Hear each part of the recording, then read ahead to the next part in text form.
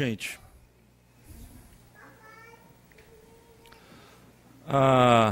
na semana passada, a gente começou a trabalhar aqui na igreja uma série chamada Antes de Partir. A Paloma aqui, antes do culto, ela me perguntou, porque eu acho que ela não estava domingo passado. Cadê ela? Acho que ela foi ali dentro ali. Ela me perguntou assim, você está então falando, são as suas últimas palavras para a igreja? Antes de partir, eu disse, não. E aí eu preciso explicar novamente, para que fique bem claro, algumas questões aqui relacionadas a essa série. A gente tem dois caminhos que a gente poderia fazer, trabalhando aqui com esse título. Um é usar a realidade da partida de Jesus, da despedida de Jesus, para falar da minha partida. A outra é usar a realidade da minha partida para falar da partida de Jesus. Então, o foco da série não é outra senão a partida de Jesus. Nós estamos conversando aqui sobre aquilo que Jesus deixou como as suas últimas palavras para os seus discípulos, porque todos nós somos discípulos de Jesus, e aprender algumas coisas, porque geralmente, gente, as últimas palavras de alguém que é muito próximo são palavras que ficam gravadas na nossa mente, não é verdade?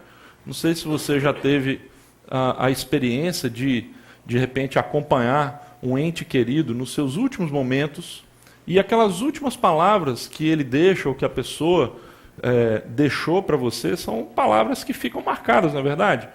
Então, essas últimas palavras de Jesus, elas têm um caráter extremamente importante na literatura bíblica e na experiência dos seus discípulos. A gente situou na semana passada essas palavras que estão registradas no Evangelho de João, do capítulo 13 até o capítulo 17, naquela última noite que Jesus passou com seus discípulos, naquele lugar que ficou conhecido como cenáculo. E graças a João, nós temos acesso àquilo que aconteceu ali naquela noite.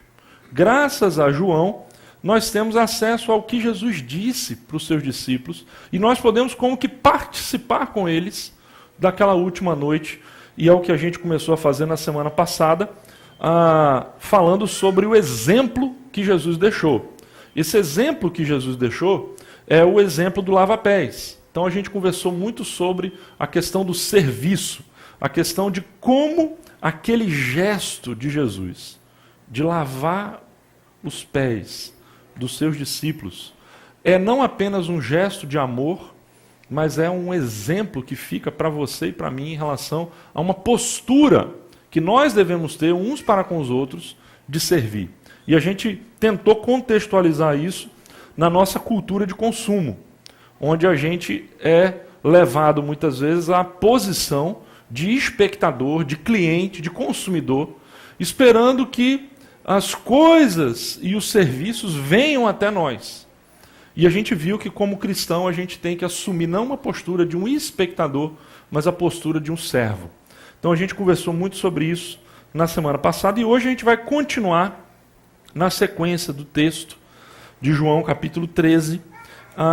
São apenas 3 versículos aqui em João 13, e mais alguns versículos em João, capítulo 15, onde nós encontramos o mandamento. Se a gente falou na semana passada sobre o exemplo, agora nós vamos falar sobre o mandamento. Qual é o mandamento que Jesus deixou para os seus discípulos?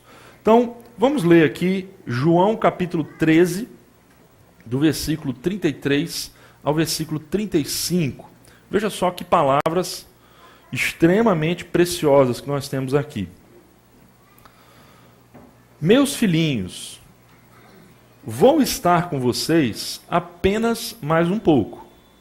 Vocês procurarão por mim, e como eu disse aos judeus, agora lhes digo, para onde eu vou, vocês não podem ir. Veja o caráter da despedida de Jesus. Um novo mandamento lhes dou. Amem-se uns aos outros. Como eu os amei, vocês devem amar-se uns aos outros. Com isso, todos saberão que vocês são meus discípulos. Se vocês se amarem uns aos outros. Pouquinho à frente, em João, capítulo 15, Jesus retoma esse mesmo tema. Muito possivelmente, quando Jesus disse essas palavras, em vez dos discípulos focarem no versículo 34 e no versículo 35, onde ele fala sobre o novo mandamento, parece que naquele momento eles focaram no que Jesus disse no versículo 33, que ele só estaria com eles mais um pouco. Isso chocou tanto eles, que eu acho que eles não prestaram atenção na questão do mandamento. E aí, em João, capítulo 14 inteiro, Jesus vai explicar melhor essa questão da partida, falando sobre a questão do caminho, a questão do destino, a questão do propósito da sua partida. E aí, no capítulo 15, ele retorna novamente ao tema que é o tema central desse discurso de despedida, que é justamente a questão desse novo mandamento. E aí, lá no capítulo 15, então, veja só que ele retoma no versículo 9. Vamos retomar aqui, então, João 15, de 9 a 17. Ainda nas palavras de despedida, veja o que Jesus vai dizer. Como o Pai me amou, assim eu os amei. Permaneçam no meu amor. Se vocês obedecerem aos meus mandamentos, permanecerão no meu amor, assim como tenho obedecido aos mandamentos de meu Pai, e em seu amor permaneço. Minha rede está caindo aqui toda hora, tá, Galhardo? Se você puder me ajudar aí passando, tá? Mas, enfim, vamos continuar ali. Tenho lhes dito estas palavras para que a minha alegria esteja em vocês e a alegria de vocês seja completa. O meu mandamento é este: amem-se uns aos outros como eu os amei. Ninguém tem maior amor do que aquele que dá a sua vida pelos seus amigos. Próximo slide. Vocês serão meus amigos, se fizerem o que eu lhes ordeno. Já não os chamo servos, porque o servo não sabe o que o seu senhor faz. Em vez disso, eu os tenho chamado amigos, porque tudo o que ouvi de meu Pai eu lhes tornei conhecido. Vocês não me escolheram, mas eu os escolhi para irem e darem fruto, fruto que permaneça, a fim de que o Pai lhes conceda o que pedirem em meu nome. Este é o meu mandamento, ele repete: amem-se uns aos outros. Veja que Jesus repetiu aqui algumas vezes qual era esse novo mandamento. Ele repetiu claramente para os seus discípulos o seguinte: eu estou deixando um mandamento para vocês. Eu vou me ausentar, eu vou partir. Mas antes de eu partir, eu preciso deixar uma coisa muito clara. O mandamento que eu deixo para vocês é: amem-se uns aos outros. Esse é o mandamento de Jesus. E aí, gente, duas questões preliminares chamam a minha atenção numa reflexão nesse texto. São duas questões que muitas vezes a gente não pensa muito bem em relação a esse texto. A primeira delas é a seguinte: como que o amor pode ser um mandamento? Você já parou para pensar sobre isso? Porque Jesus aqui, gente, não está dizendo assim: eu estou deixando para vocês um conselho muito valioso. Estou deixando para vocês uma sugestão. Estou deixando para vocês uma coisa que eu queria que vocês fizessem. É muito claro no texto que ele usa a palavra mandamento. O que é um mandamento, gente? Um mandamento é uma questão obrigatória. O mandamento tem a ver com o dever. Tem a ver com aquilo que você tem que fazer. Não cumprir o mandamento leva você e eu a incorrermos em desobediência e em pecado diante de Deus. Porque nós não estamos falando de uma sugestão, de um conselho. Que tipo assim, olha, é legal se você puder fazer. Nós estamos falando de um mandamento. E aí a questão é a seguinte: como é que o conceito de amor pode coexistir como um mandamento. Porque, veja bem, a gente entende que uma coisa como o amor não poderia ser obrigada. Um amor que é obrigado não é amor de verdade. Se você tem o seu marido ou o seu filho e você fala, você está obrigado a me amar. Isso é um mandamento que eu deixo para você. Como é que a gente ama obrigado? Está percebendo a questão? Como que o amor pode ser colocado aqui nas palavras de Jesus como um mandamento? Eu creio que nós temos dois problemas em relação a essa questão, principalmente por causa de algumas questões relacionadas ao nosso tempo. Veja só. Primeiro, a noção de que tudo que é obrigatório é ruim.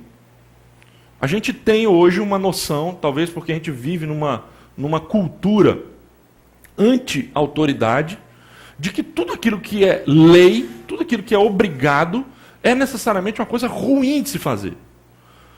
A gente acredita que tudo que é bom tem que ser assim, natural, espontâneo, fluir, não pode ser obrigado. E nós, como cristãos, a gente não gosta muito do Antigo Testamento, porque a gente acha que o Antigo Testamento é só lei.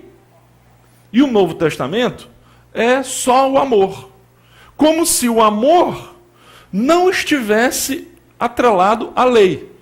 Só que Jesus, quando coloca o mandamento como sendo, o amor como sendo um mandamento, ele está colocando que, na verdade, o principal ponto da lei é qual? O amor.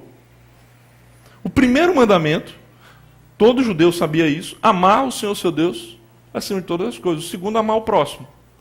Então veja, o amor, gente, é a síntese da lei. O amor não está fora da lei, o amor está dentro da lei. E aí a gente, então, vai ter que desenvolver um pouquinho essa temática, porque, além de tudo, não só a gente tem uma noção de que tudo que é obrigatório é ruim, como a gente tem uma noção distorcida do amor, como se o amor fosse um sentimento natural e espontâneo. Como se amar fosse uma questão que, tipo assim, flui. Você não pode decidir, por exemplo, que eu vou amar uma pessoa. Como assim? Eu decidi que eu vou amar o fulano de tal. Não, o amor é natural. Ninguém controla o amor. Não é isso que a gente ouve por aí? Que a gente não controla o coração, a gente não controla o amor. Porque a gente considera que o amor é aquele sentimento que a gente está acostumado. O amor é aquele sentimento gostoso, né? Aquele apego que a gente tem em relação a outra pessoa. A gente gosta da outra pessoa, então amor. Veja, se a noção de amor que nós tivermos for de um sentimento natural e espontâneo, como nós vamos entender o amor como um mandamento? Até porque Jesus disse o seguinte, não aqui, mas em outra passagem ele vai dizer, amem os seus inimigos. Camarada, te faz um mal. Qual é o sentimento natural, espontâneo, que flui de você em relação a alguém que te ofende, faz um mal, puxa o seu tapete, te dá uma rasteira? Qual é o seu sentimento natural e espontâneo? É um sentimento gostosinho de gostar dele? Você quer esganar o cara, não é verdade? Você fica com raiva dele. Só que, se o amor for um sentimento natural e espontâneo, não dá para obedecer Jesus. Você concorda comigo? O amor precisa ser algo mais. O amor, porque a gente obedece por uma decisão da nossa vontade.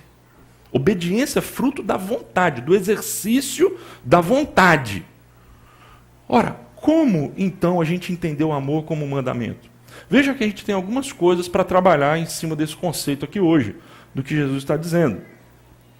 Primeira coisa em relação a essa questão específica do amor como mandamento, é entender que, embora Jesus coloque como mandamento, toda a linguagem que Jesus utiliza aqui é uma linguagem profundamente afetuosa.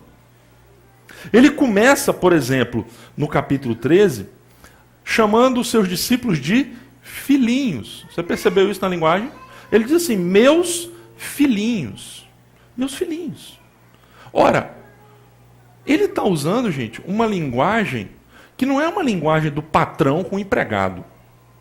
Ele não está usando a linguagem de um Deus todo-poderoso, distante. Não, ele está usando uma linguagem afetuosa. Porque, gente, quando a gente tem uma relação de afeto, a obediência é muito mais fácil. Um filho, ele vai ter muita dificuldade de obedecer o seu pai se o seu pai não tiver nenhum tipo de afeto por ele, nenhum tipo de respeito por ele. Você vai ter muita dificuldade para obedecer o seu chefe se o seu chefe for truculento. Veja como Jesus está tratando os seus discípulos. No capítulo 15, que nós lemos, veja o que ele chega a dizer. Tenho-lhes dito estas palavras para que a minha alegria esteja em vocês e a alegria de vocês seja completa. Ou seja, Jesus está dizendo, olha, mandamento, gente, não é para deixar ninguém triste. O mandamento que eu estou dando para vocês é para vocês viverem com alegria. Não é para vocês viverem tristes. Não é para ser um estraga-prazer. Não, eu estou trazendo alegria para vocês. E depois, ele ainda vai dizer o seguinte, pode colocar o próximo ponto aqui, por favor. Vocês serão meus amigos se fizerem o que lhes ordeno. Já não os chamo servos, porque o servo não sabe o que o seu senhor faz. Em vez disso, eu os tenho chamado amigos, porque tudo o que ouvi de meu pai, eu lhes tornei conhecido. Veja que além de falar meus filhinhos, além de dizer algo para a alegria deles, Jesus ainda diz o seguinte, olha, eu não estou fazendo isso aqui para humilhar vocês, eu acabei de lavar os pés de vocês, eu estou querendo ter uma relação de amizade com vocês. Muito mais do que uma relação de um serviço humilhante, não é uma relação servil nesse sentido. Até porque ele está dizendo, olha, o servo, ele não sabe nada que o patrão dele faz. Quando o patrão dele toma as suas decisões, ele não compartilha com o servo, com o escravo. Mas eu, Jesus dizendo, tenho dado a minha intimidade para vocês de tal maneira que tudo aquilo que o meu pai diz para mim, no meu segredo, eu compartilho com vocês. Então veja que Jesus abriu espaço para a sua intimidade com os seus discípulos. Essa questão, quando ele diz aqui, vocês serão meus amigos se fizerem o que lhes ordeno, pode gerar alguma confusão.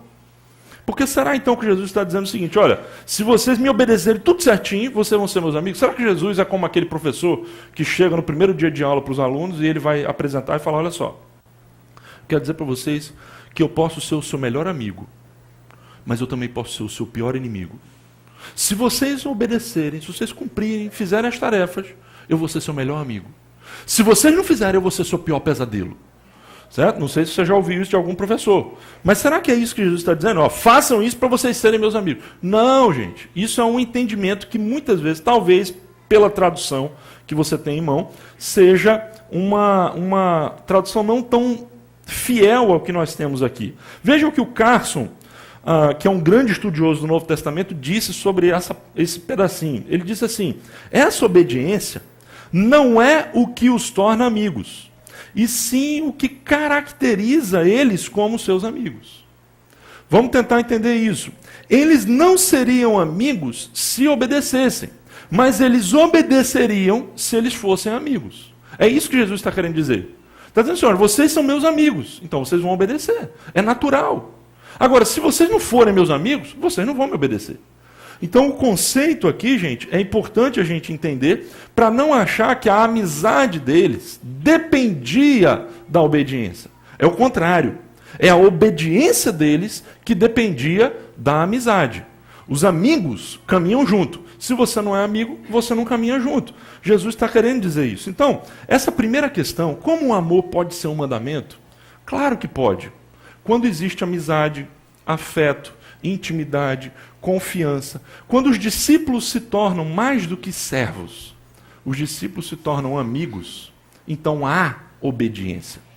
Então há tranquilidade em entender que Jesus está colocando o preceito do Pai. Ele está dizendo o seguinte, olha, a vontade do meu Pai, aquilo que o meu Pai estabeleceu, aquilo que nós experimentamos na Trindade, por toda a eternidade, nós como Pai, Filho e Espírito Santo, nós estamos dando a vocês agora a oportunidade de experimentar isso. Esse amor que existe na própria, no ser de Deus, eu estou dando a oportunidade de vocês participarem disso. E por meu intermédio, vocês serem também um, como eu sou um com meu Pai. Jesus está falando sobre isso, então não há tanta dificuldade assim em relação ao amor como mandamento. Uma outra questão que nós falamos no início, que eu tenho duas questões que inquietam um pouco a gente, é essa aqui. Em que sentido o mandamento para amar é chamado de Jesus como um novo mandamento? Por que que Jesus está chamando isso de novo mandamento? Deixa eu tentar explicar a você o porquê dessa pergunta. Jesus fala claramente, um novo mandamento lhes dou. Só que, gente, para todo judeu, amar o próximo não é mandamento novo.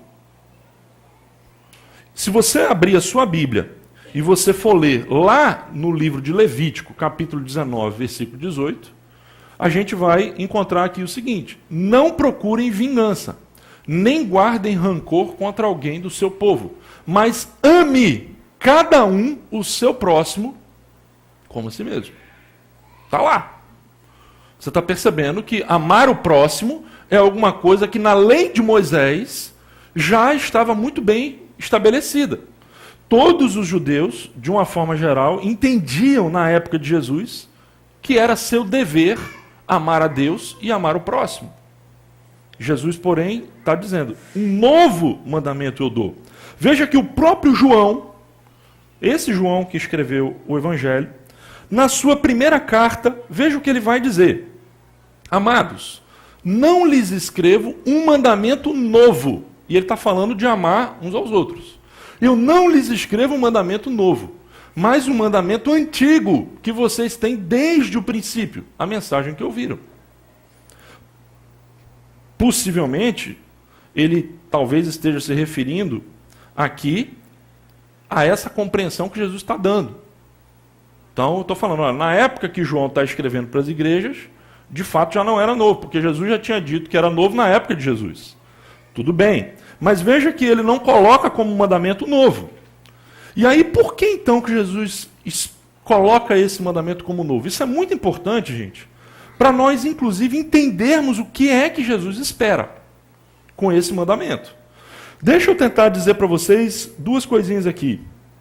Uma, na língua grega, onde foi escrita a Bíblia, Novo Testamento, existem duas palavras que são usadas para falar do novo.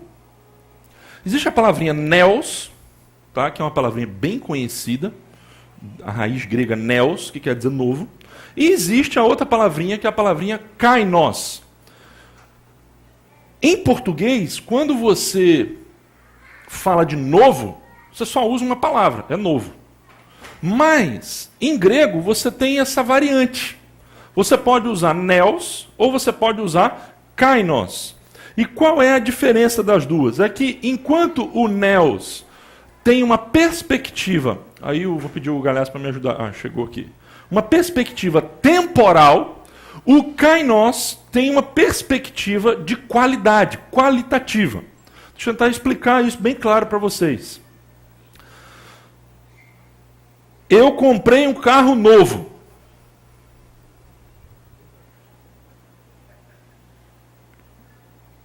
Construí essa frase. Eu comprei um carro novo. Se esse carro for um carro 0 quilômetro, que acabou de ser fabricado, essa palavra, essa frase tem um entendimento.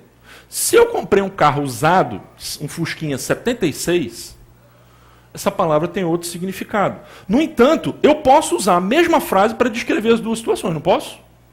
Eu não posso dizer, eu comprei um carro novo. Eu não estou falando qual foi o carro, se ele é usado ou se é novo. Eu só disse, eu comprei um carro novo. Pode ser um carro 76, é um carro novo para mim, ou um carro 0 quilômetro. Em português eu não vou ter como usar duas palavras, eu vou ter que falar mais para explicar. Em grego eu usaria duas palavrinhas diferentes. Se for um carro 0 km, eu vou usar qual palavra? Neos. Porque é um carro que não existia antes. Ele passou a existir e eu comprei ele. Só que se for um carro usado que já existia antes, eu vou usar a palavrinha kainos. Porque kainos não é necessariamente o novo que não existia antes. A questão não é temporal. A questão tem a ver com a qualidade, a característica desse novo. Para mim, na minha experiência, ele é um carro novo. A palavrinha kainos também é usada quando a gente fala assim, esse senhor tem 70 anos de idade, mas ele está tão novo. Eu jamais poderia usar a palavrinha neos. Eu teria que usar a palavrinha kainos. Porque ele já existia antes. Eu estou querendo falar de um aspecto de qualidade da vida dele, que é kainos. Quando Jesus disse, um novo mandamento eu dou para vocês, você acha que Jesus usou qual das duas palavras? Neos ou kainos? Poxa, vocês estão feras no inglês, no grego, hein? Aprenderam um grego facinho, não é verdade? Exatamente, gente. Porque neos seria se esse mandamento ele não existisse. Mas como nós vimos, ele já existia.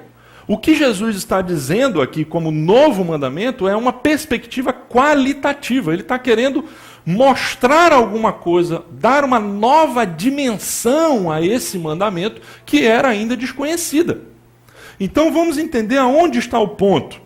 O antigo mandamento, gente, é formulado da seguinte maneira: ame o seu próximo como a si mesmo.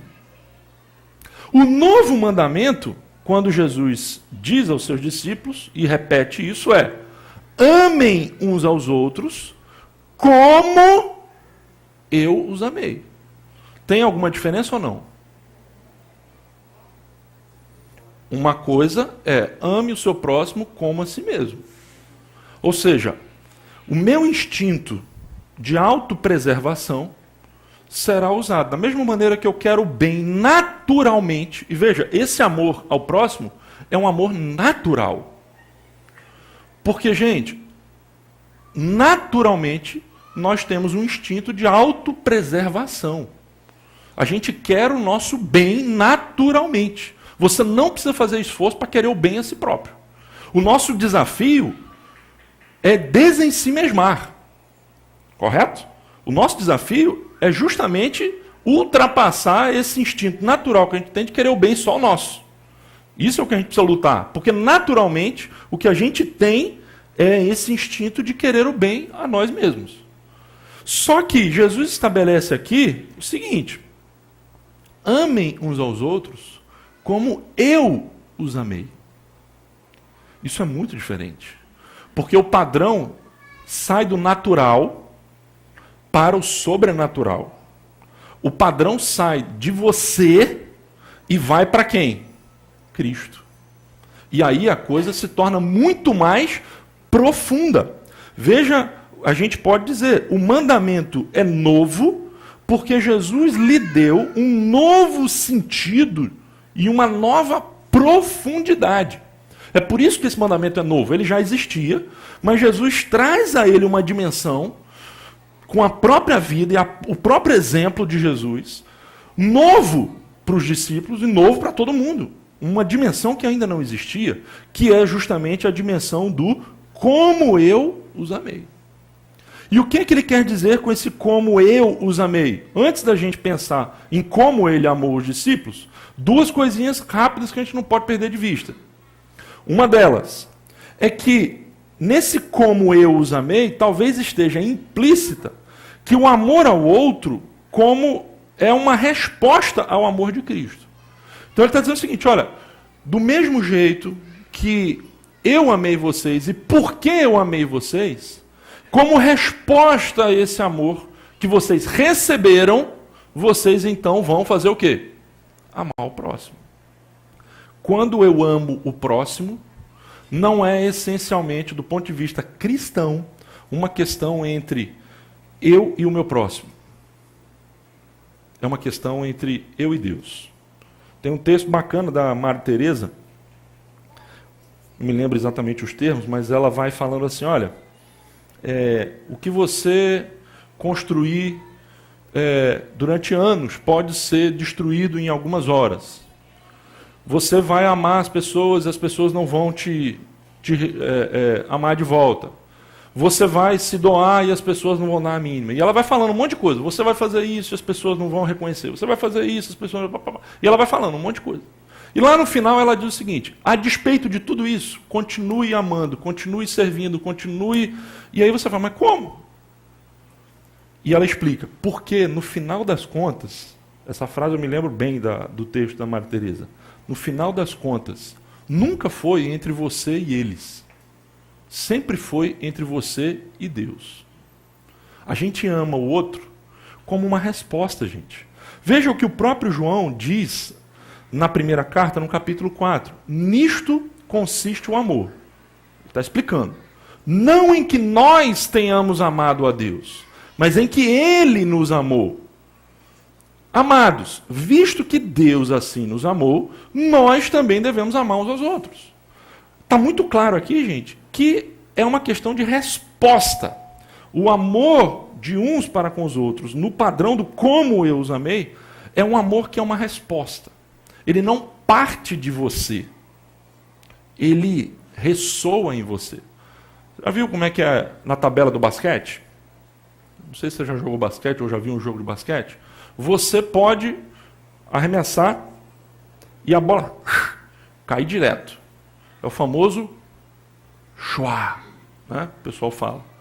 Ou você pode fazer uma cesta por tabela. Como é que é a cesta por tabela? Você joga, ela vai bater na tabela e volta e cai dentro da cesta. O que é você e o que sou eu? A tabela. Quando Jesus arremessa o seu amor bate em nós e em nós é oferecido ao próximo, ao irmão. Então a gente precisa entender que você e eu não passamos de uma tabela. A gente não arremessa. Você é uma tabela. Tá? Eu sou uma tabela. A gente só retransmite. A gente repassa o que a gente recebe. É por isso que a gente diz que quem não recebe amor, como vai dar amor? Você precisa receber algo para poder transmitir algo. Então, como eu os amei, tem esse sentido. E tem também, gente, o sentido de que o amor ao outro precisa ser definido pelo amor de Cristo. Isso talvez seja mais fácil da gente entender. Ora, ele está dizendo o seguinte, assim como eu amei, vocês amem uns aos outros. Ou seja, ele está definindo o padrão do amor. Como é esse amor? Porque sabe qual é o problema, gente? A gente pode correr o risco, e a gente corre esse risco nos nossos dias, de perder as palavras. Não existe talvez uma palavra mais banalizada na nossa língua do que a palavra amor. Essa é uma palavra banalizada. Perdeu o sentido. Você sabe que as palavras perdem sentido. Então, por exemplo, se eu falo a palavra gato. Gato é o animal. Certo? Mas hoje, porque a língua é dinâmica e a palavra vai evoluindo, gato pode ser um ladrão, o gatuno. Gato, justamente por causa desse sentido do ladrão, pode virar o quê? A gambiarra do gato net. Eu vou falar, o gato net, o cara vai lá e está furtando o gato. É um gato que ele fez. Tudo isso, gente, é evolução da palavra. Vamos pensar na palavra amor. Um cara conhece uma menina numa boate, cheio de álcool, cheio de sensualidade, sai dali da boate, a menina que nunca viu, talvez não saiba o nome, vai para um motel, transa, passa a noite lá, sai, vai para casa e fala, eu fiz amor com ela. É amor o que aconteceu? Você está percebendo como nós perdemos as palavras? A gente corre o risco, gente, de colocar na conta do amor muita coisa que, na verdade, não faz o menor sentido. Você pode ser um psicopata, matar uma pessoa e dizer, eu fiz isso por amor. Não é verdade? Nós não vivemos nesse mundo. O cara pode matar uma pessoa, o cara pode jogar o filho da janela e dizer, eu fiz isso por amor. O cara pode cometer suicídio e dizer, eu fiz isso por amor. Estou poupando o mundo da minha presença. Ele pode... Veja, agora não faz o menor sentido. Por quê? Porque ele está perdendo o sentido das palavras. O que a gente tem aqui? Nós não temos o direito, gente, de reconceituar o amor. O amor é estabelecido por Deus. Então, olha só, vamos tentar entender isso aqui de uma maneira mais clara. Entendemos Cristo a partir do que sabemos sobre o amor ou entendemos o amor a partir do que sabemos de Cristo? Qual será o nosso caminho? A gente pode, tipo assim, João diz, Deus é amor. Aí eu vou pegar o que eu entendo de amor, e como ele diz que Deus é amor, eu vou passar a entender Deus a partir da minha ótica do que é amor. Só que o caminho é o outro. Porque ele diz o seguinte, o amor procede de Deus. Ele não diz assim, Deus procede do amor. O que é procede? Vem de. Então, o amor é que vem de Deus. Nós temos que, na verdade, ver Cristo, entender Cristo, e a partir do que ele diz que é amor, a gente vai reconceituar o nosso conceito de amor. Nós não vamos pegar e entender Cristo a partir do que a gente entende do amor. Nós vamos entender o amor a partir do que nós vamos entender de Cristo. Está dando para entender essa questão do amor ser definido pelo amor de Cristo? Então, gente, a pergunta aqui é, como Cristo nos amou? Se a gente quer aprender como é o amor, como que Cristo nos amou? Porque o mandamento é claro, assim como eu os amei, amem-se uns aos outros. É isso que eu estou deixando para vocês. Aí os discípulos vão falar, mas como é que o Senhor nos ama? Eles estavam vendo isso, estava muito claro para eles. Vamos dizer aqui 3 coisinhas muito rápidas, rapidamente. Primeiro, minha rede aqui hoje está um exercício de amor. Primeiro, Cristo amou os discípulos, os seus, de uma maneira prática. O que eu quero dizer com praticamente? Quero dizer, gente, que ele não amou na teoria. Ele amou os discípulos na prática. O amor é uma palavra, e eu aprendi isso quando eu estudava português, acho que ainda no Fundamental 1. Quando a professora falava dos substantivos concretos e dos substantivos abstratos. E aí, sempre o primeiro exemplo que vinha num substantivo abstrato era o quê? Amor. Abstrato. E é mesmo. A questão é que o amor, para ele existir verdadeiramente, ele precisa de uma manifestação, justamente porque ele é abstrato. Ele precisa ser de algo que o torne algo concreto. Não adianta simplesmente falar, eu amo você. E o que isso significa? Então, eu estou falando de uma questão prática. Como é que Cristo amou os discípulos? Ele escreveu nos céus assim, eu amo a humanidade, em nuvens. Foi isso que ele fez? Não. Olha só o que João vai dizer. Mesmo João. Foi assim que Deus manifestou, deu visibilidade ao seu amor entre nós. O que ele fez? Enviou o seu Filho unigênito ao mundo, para que pudéssemos viver por meio dele. Ele fez uma ação, foi de uma maneira prática. E eu pergunto, essa ação foi uma ação extremamente custosa. Entregar o próprio Filho. E João, nesse mesmo capítulo, aliás, no capítulo anterior, ele vai dizer assim, olha o que isso é exemplo para nós. Se alguém tiver recursos materiais, um exemplo, e vendo seu irmão em necessidade, não se compadecer dele, como pode permanecer nele o amor de Deus? Filhinhos, ele usa a mesma palavra que Jesus usou, não amemos de palavra nem de boca, mas em ação e em verdade. Veja que ele está falando de uma questão prática. Não amemos de palavra e nem de boca. tem que ser uma ação concreta. É verdade, gente, e a gente estudou já esse livrinho aqui, um livrinho muito bacana, chamado As 5 Linguagens do Amor. Não sei quantos aqui já leram esse livro. Que o amor tem as suas linguagens. Talvez eu vá ter uma linguagem do serviço, mas você vai ter a linguagem dos presentes. Então você, para eu dizer a você que te amo, eu vou te dar presente. Mas talvez para você dizer para mim que você me ama, você vai ter que fazer o quê? Me servir de alguma maneira. Prática. Então assim, são linguagens diferentes. Mas a gente pode dizer, gente, que essa linguagem aqui é a linguagem universal.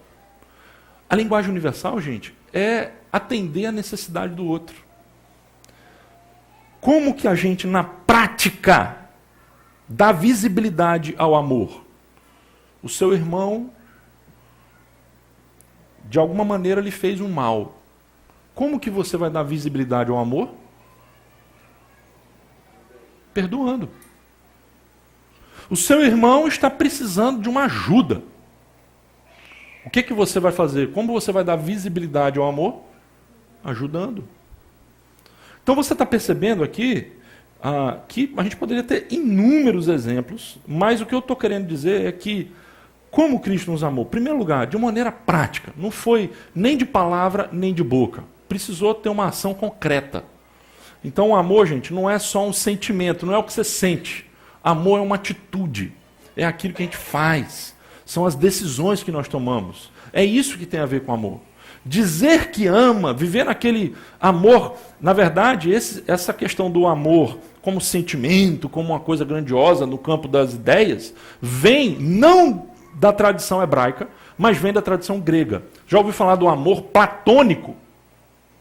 É justamente esse conceito desse amor sentimento destruidor, alguma coisa que consome o seu coração. Não, gente. O amor, do ponto de vista da tradição judaica, é uma coisa muito prática. O camarada está caído, você vai lá e ajuda ele. O camarada te fez um mal, você vai lá e perdoa ele. Está precisando de alguma ajuda? Você vai lá e ajuda. É assim que o amor acontece, e é isso que Jesus está dizendo. Ele fez isso por nós. Ele deu a própria vida. Segunda coisa, como Cristo nos amou? Cristo nos amou, gente, graciosamente. E eu uso essa palavra que vem de graça. O que é graça? Graça é uma ação boa que é destinada a alguém que não merece essa ação. O camarada pisou na bola, ele não merece que você faça isso, mas você vai lá e faz. Ele te fez o mal, você faz o bem a ele. Jesus nos amou assim, não foi? Ou não? A gente não é bom, melhor, a gente não foi amado por ser bom, mas a gente se torna bom quando a gente é amado. Quem diz isso é Paulo, não sou eu.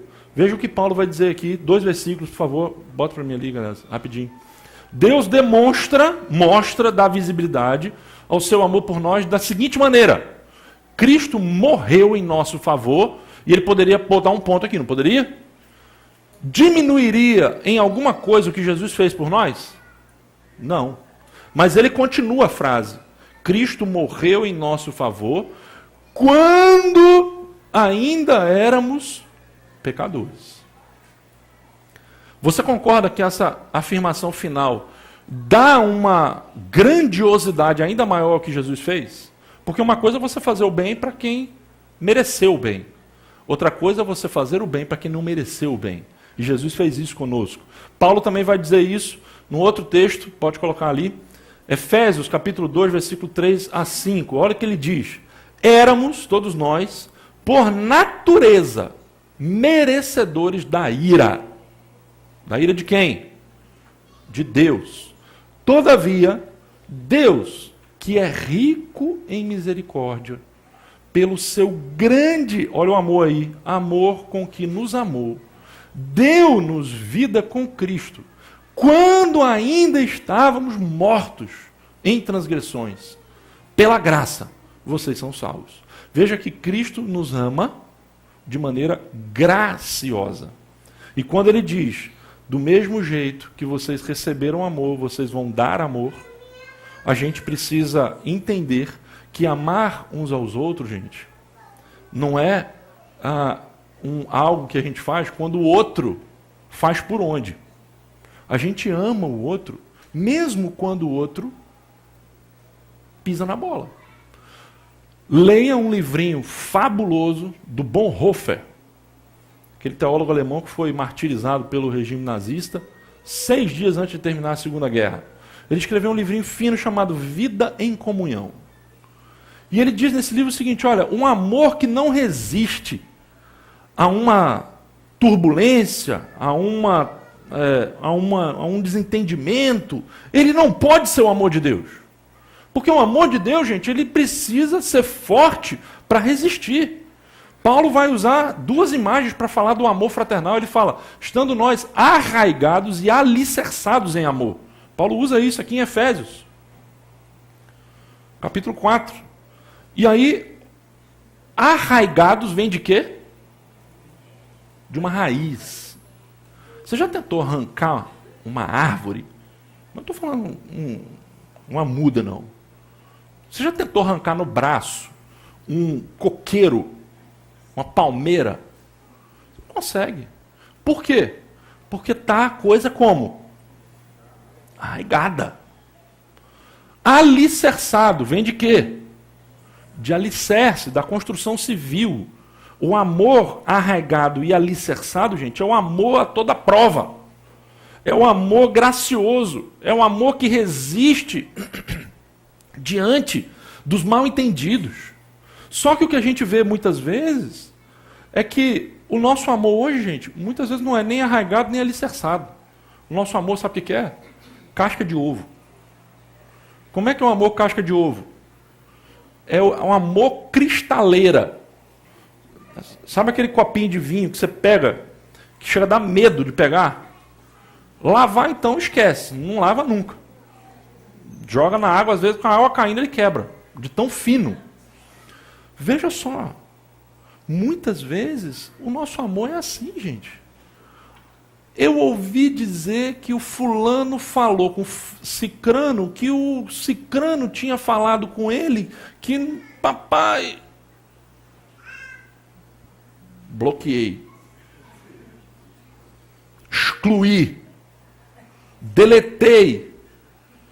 Gente, descobri que o fulaninho apoia o Lula.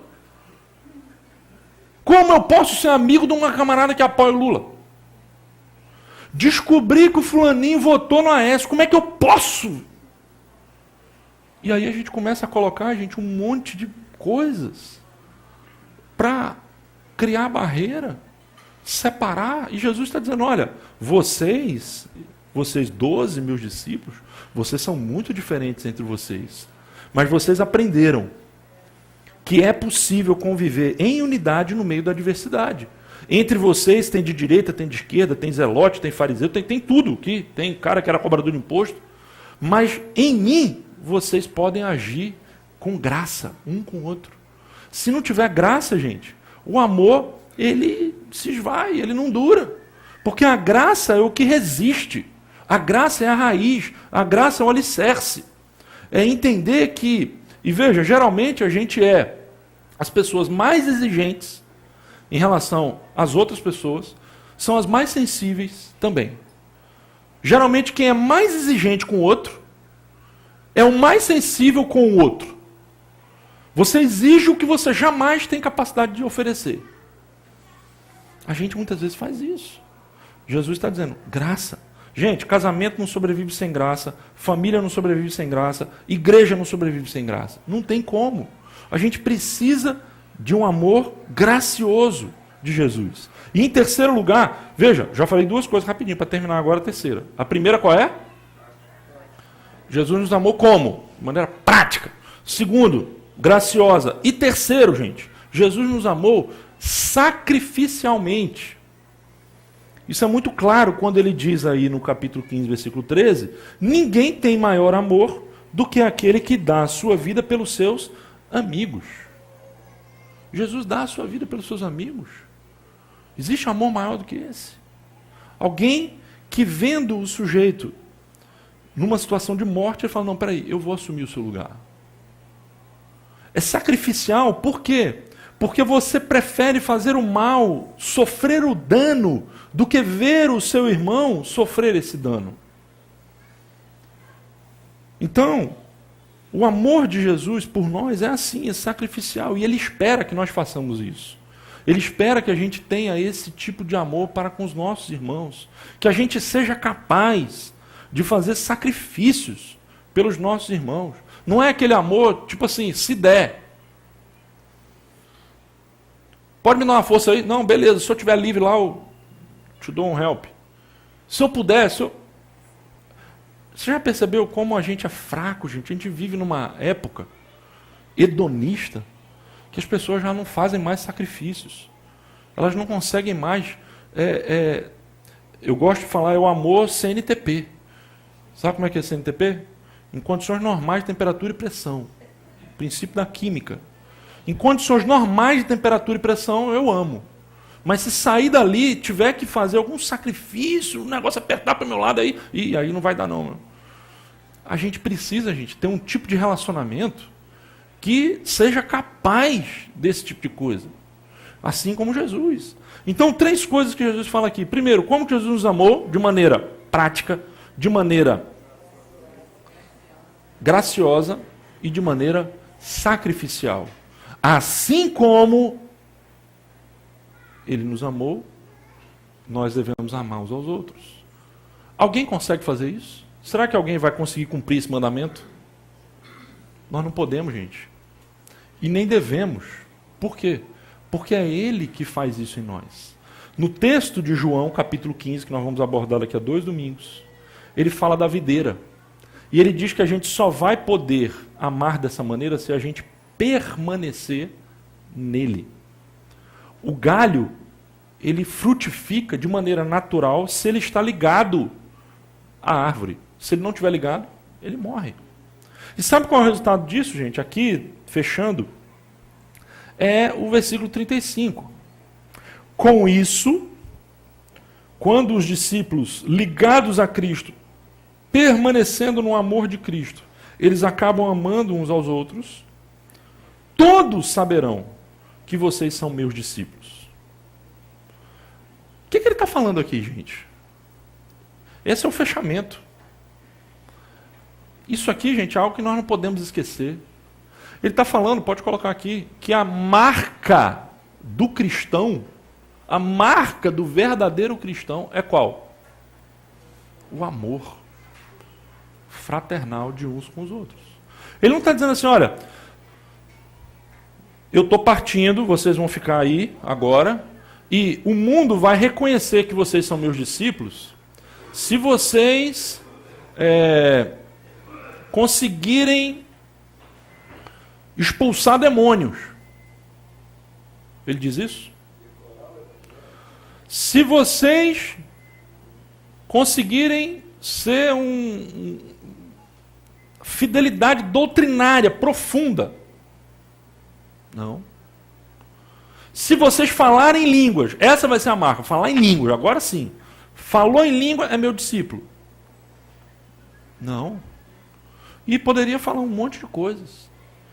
Jesus está dizendo aqui, olha, o que vai distinguir vocês como meus discípulos é vocês colocarem em prática esse amor fraternal. É vocês não ficarem se dividindo por qualquer coisinha. Não ficarem falando mal um dos outros. Ficarem se perdoando. Quando isso acontecer, quando vocês se amarem de verdade, as pessoas vão olhar para vocês e falar, caramba, esse aí é seguidor de Jesus. E mais. Veja o que o Tertuliano, no século II, disse. Como que eles viveram esse negócio? Apologia de Tertuliano, no século II. Mas é principalmente os feitos de um amor tão nobre que levam muitos a colocar uma marca em nós. Ele está falando isso, escrevendo para um pagão. Vejam, eles, os pagãos, dizem como eles se amam, pois eles mesmos, os pagãos, são movidos por ódio mútuo. Vejam como eles estão dispostos até mesmo a morrer uns pelos outros, pois eles, os pagãos, preferem matar. Essa é uma citação preciosa para a gente pensar na frase de Tertuliano. Vejam como eles se amam. Eles estão dispostos a morrer uns pelos outros.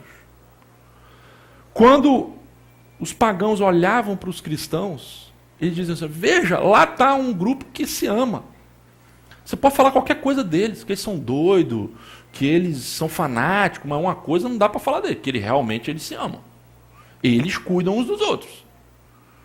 Gente, isso ficou arraigado. Existem livros que mostram que a grande força missionária da igreja primitiva foi justamente a compaixão e a bondade que eles tinham uns com os outros. Num mundo, gente, que ninguém cuidava de ninguém, numa sociedade romana decadente, os cristãos se tornaram uma comunidade alternativa de cuidado mútuo, de amor mútuo, e isso fez deles uma comunidade extremamente forte. As pessoas olhavam e falavam assim, olha, eu gosto de pensar nessa questão. Quem está fora quer entrar, e quem está dentro não quer sair. Porque isso é uma coisa que atrai. Se tem alguma coisa que repele, é briga e discussão. Uma vez eu entrei num carro com um casal para dar uma carona. E o casal começou a brigar. E a briga encrespou de uma tal maneira que faltou ir para vias de fato ali, dar tapa mesmo no outro, brigando dentro do carro. E eu queria entrar ser abduzido daquele carro ali. Porque você já presenciou a briga de um casal estando junto assim, é um negócio terrível. No entanto, quando a coisa é boa, o relacionamento está fluindo, você gosta de estar no meio assim, não gosta? Quando as coisas as pessoas se entendem, você entra, está todo mundo se abraçando, o pessoal se ama, se cuida, você gosta disso. E é exatamente isso que Jesus está dizendo. E mais, gente, olha só o que o Carson vai dizer aqui no próximo slide, para a gente. E aí aqui eu quero terminar. Olha só, pode botar o próximo slide, por favor. Isso. Não é o Carson, não, é o Francis Schaeffer. Em João 13, o ponto era que se um cristão não mostra amor para com os outros cristãos, o mundo tem o direito de julgar que ele não é um cristão. Veja que coisa grave. Mas ele vai além, ele diz assim, aqui Jesus está dizendo ainda outra coisa que é muito mais forte, muito mais profunda. Não podemos esperar que o mundo creia que o Pai enviou seu Filho, que as reivindicações de Jesus são verdadeiras e que o cristianismo é verdadeiro, a menos que o mundo veja alguma realidade da unidade dos cristãos verdadeiros. Deixa eu tentar colocar isso de maneira bem limpa. Quando nós não amamos uns aos outros, o que acontece não é só que o cara vai olhar para você e vai dizer assim, isso aí não é um cristão não, é 7-1. Se fosse só isso, o dano seria de quem? Seu.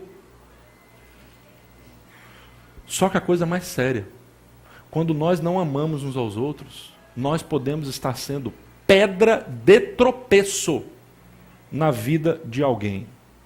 E podemos estar fechando as portas do céu para alguém quando nós não amamos uns aos outros.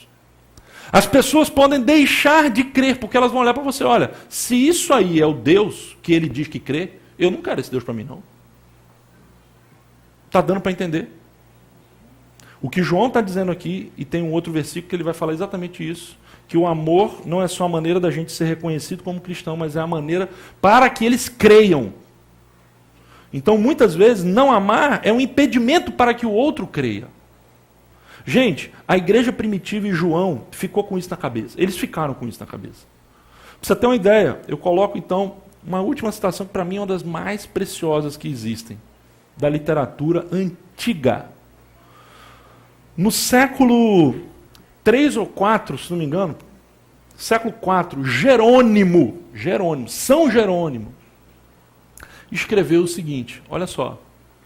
O bendito evangelista João, falando de João, o apóstolo, depois de permanecer na cidade de Éfeso até a mais avançada idade, e mal poder ser levado para a igreja pelas mãos dos discípulos, e não mais conseguir articular uma declaração com algumas palavras, costumava dizer de maneiras diferentes somente isso: filhinhos, amai-vos uns aos outros. Por fim, os discípulos e irmãos presentes, cansados do mesmo sermão, de ouvirem sempre a mesma coisa, disseram: mestre, por que dizeis sempre isto, a mesma coisa? João deu uma resposta digna, porque este foi o preceito do Senhor. E se somente isso for observado, é o bastante. Isso não é uma citação extraordinária de alguém que, depois de viver a sua vida inteira, no final da vida já velhinho, João foi o último apóstolo a ser martirizado. Dizem que ele foi jogado num caldeirão de óleo fervendo, na cidade de Éfeso, assim que ele morreu. Ele já tinha que ser carregado, porque ele não aguentava mais andar, quase não podia falar. E toda vez, quando ele ia dizer alguma coisa, ele pregava o mesmo sermão: filhinhos, amem-se uns aos outros. Essas palavras, gente, de Jesus aqui, ficaram gravadas no coração de João. E elas precisam ficar gravadas no nosso coração. Porque uma igreja que não se ama é uma igreja que serve de pedra de tropeço. E se nós queremos verdadeiramente ser uma marca, escrevi um texto há pouco tempo, algumas pessoas criticaram, outros gostaram, enfim, mas o lance lá do Neymar, 100% Jesus. Infelizmente, gente, não é botando uma faixa na cabeça, escrito 100% Jesus, ou botando uma camiseta, ou botando um pingente com a cruz, que você será reconhecido como cristão e nem vai divulgar o nome de Cristo. Isso não quer dizer que seja proibido fazer isso e que você não vá ter nenhum proveito na sua tarefa evangelística fazendo isso. No entanto, a verdadeira marca do cristão não é nenhum artefato que ele use. A verdadeira marca do cristão é o amor que ele tem um para com o outro. E é isso que Jesus falou: olha, eu vou partir, mas vocês precisam se amar. E é importante, e é impressionante como que eles fizeram isso. Ao longo do tempo a gente perdeu isso. Em alguns momentos a gente realmente perdeu. Mas ainda hoje, gente, é possível ver isso. As pessoas, quando chegam aqui ou chegam em algumas igrejas, muitas vezes elas olham assim e falam: caramba, que lugar aqui é legal, tem um astral legal. O que é o astral? Astral não é porque eles veem o espírito de um anjo de luz aqui na igreja. Não é isso, gente. O astral é porque eles veem as pessoas sorrindo, abraçando umas às outras, cuidando. É isso que é o astral. É isso que atrai, porque essa é a marca de Cristo que a gente carrega, é o amor uns para com os outros. E é isso que nós não podemos esquecer nas palavras de despedida de Jesus. Vamos terminar fazendo uma oração.